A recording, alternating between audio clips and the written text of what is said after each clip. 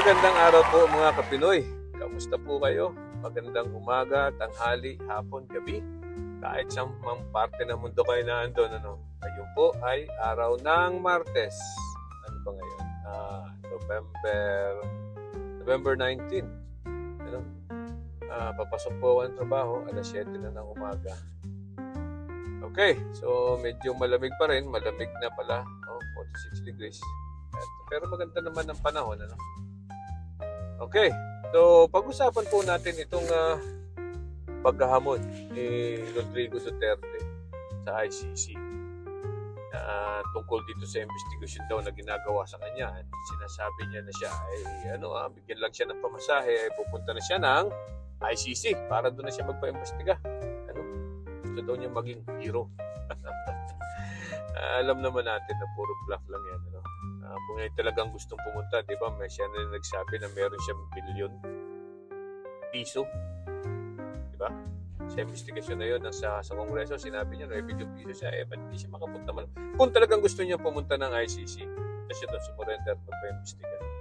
At any rate, But dahil po sa sinabi nito ni Rodrigo Duterte, ay nagbigay ng pahayag ang Malacanang through Executive Secretary Lucas Bersamin, dating Supreme Court Justice, na sinasabi na kung sakalit magkakaroon ng red notice at mabibigay ang Interpol, mag-i-issue ng red notice ang Interpol, ay maaaring, yan sabi niya, the government may feel obliged to cooperate with the Interpol. So, ibig sabihin po, baka makapag-cooperate ang Pilipinas sa Interpol. Pero ano ba itong red notice? Ito pong red notice ay isang request for cooperation. Hindi po ito warrant of arrest. Hindi po nag-i-issue ng warrant of arrest ang Interpol. Sila po ay nag-i-issue ng mga notices. Ano yung red notice na yan? Yan po ay request for cooperation for a member country. Yan pong Interpol ay merong more or less 180, 83 or 184 member countries all throughout the world.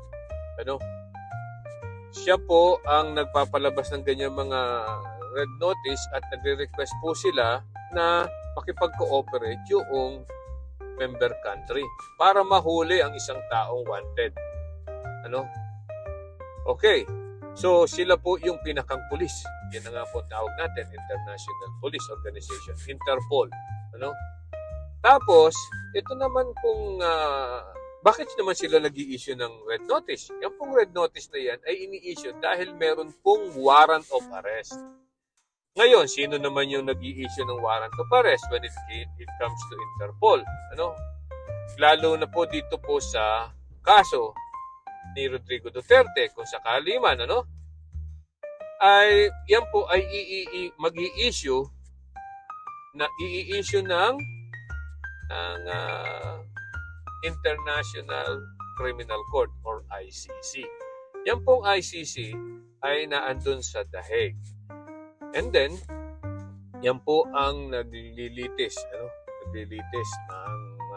mga kasong isinasampa sa kanila, yung pong mga kaso ng malalaking kaso na nangyayari sa bawat bansa, sa iba-ibang bansa, lalo na't may jurisdiction sila. For example, yung mga crimes against humanity, pagpapatay ng maraming tao sa isang lugar. Yan po ganyan, So, yan po, sila po, ang ICC ang nag-i-issue ng warrant of arrest at kinakausap ang Interpol para humingi ng tulong na mahuli ang isang tao na may kaso sa kanila.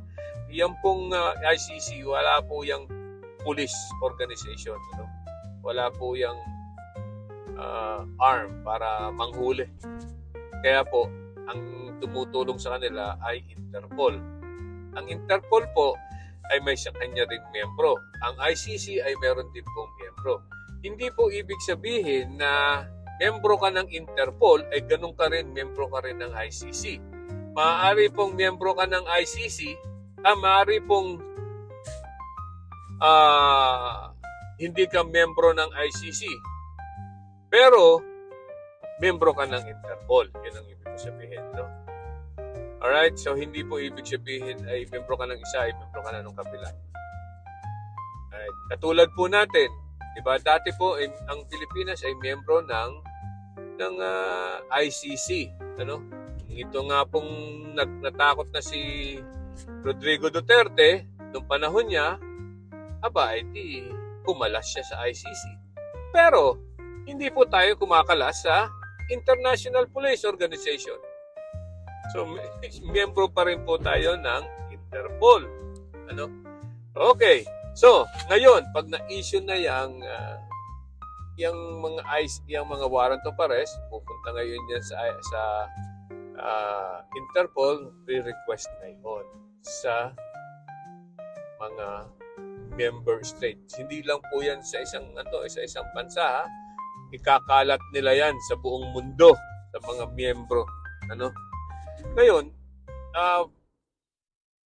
bakit nga ba hindi pa nai-issue yung warrant of arrest, ano?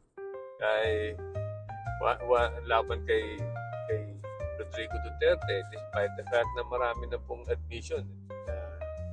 Nag-admit na siya sa Senado, nag-admit na rin siya sa House of Representatives, meron siyang kung ano-anong tawag dito, yung kanyang mga private army o ano ba yun, DDS, whatever, ano? Yung kanyang death squad. Ayun, death squad. Kaya, pero hanggang ngayon, di pa rin, ano? Kasi daw po, sabi ni Trillanes, ay merong nag-iba na po ang degree of evidence required. Kasi dati po, yung probable cause lang. Yung probable cause ay medyo mababa po yan, pero ibig sabihin, hindi naman talagang napakababa. Ibig sabihin po ng probable cause ay maaaring magkaroon ng maaaring totoo ang sinasabi mga ebidensya, ano? Ng mga ebidensya. At ngayon po ay itinaas na po ang degree of evidence required para issue ng warrant of arrest ng ICC. Yun daw po ay reasonable certainty of conviction. Ibig sabihin, pag inisyuhan na nila ng warrant sa tao, base from their investigation, ay malaking posibilidad na mako-convict. Ano? Ayun. So, ngayon, ano pang ibig sabihin ba pag meron ka ng red notice, ay ikaw ay mahuhuli na? Ano? Hindi po ganun ka hindi po ganun kaya actually ka-epektibo or not necessarily kasi marami din pong challenges, ano, ang paghuhuli or pag-effect ng warrant of arrest through red notice. Kasi po yung red notice po sa totoo lang ay hindi naman po yan obligatory. So, hindi po obliged ang miyembro, ano, na sumunod sa red notice na yan o makipag-cooperate sa Interpol. Kaya nga po, ang unang sinasabi ko sa inyo kanina, yan po ay request for cooperation, na humihiling ng kooperasyon ang Interpol. Ano? So, ibig sabihin ng humihiling ay depende sa hinihilingan, di ba? Kung papayag o hindi. Correct? Kaya nga po, yung sabi ni Lucas Bersamin na the government may feel obliged. May. By the word the word may or using the word may, ay bilang abogado po, ay baka medyo lalo na't galing sa isang Supreme Court Justice, yung may na yan, ibig sabihin ng may maaari at maaari ding hindi. Di ba? Maaari makipag-cooperate, maaaring hindi makikipag-cooperate. So, yan po ay nasa choice ng government. Ano? Yan po yan ang problema diyan. So, hindi po obliged ang member state na makipag-cooperate sa ganyang request ng ICC. Ano? So, ano maaari nating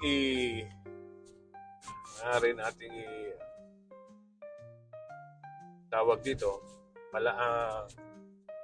malaman sa sinabi na yon. So, ni Lucas Bersamin, yan pa rin po ay ibig sabihin po lang yun ay hawak pa rin ni President Bongbong Marcos. Ano? Kung sila ay makipag-cooperate sa Interpol o hindi. Ano? Katulad po ng sinabi ko, sabi nga ni Rodrigo Duterte po before, di ba? Wala na tayo sa ICC. Totoo naman po yun, wala na tayo sa ICC. At dahil kumalas na po siya, ikinalas po niya ang Pilipinas, malaman nila na iniimbestiga na ng ICC ang kanyang drug war. Alright?